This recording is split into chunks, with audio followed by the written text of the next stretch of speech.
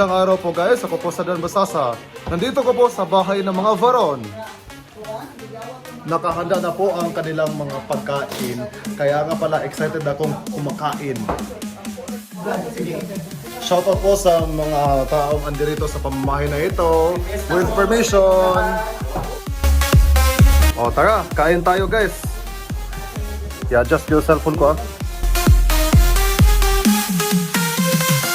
Ito po ay paborito kong pagkain. Sarap.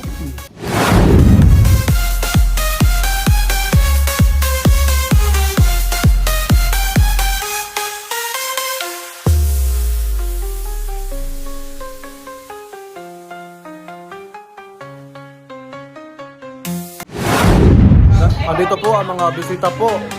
Galing lamang sa syudad ng Dapitan.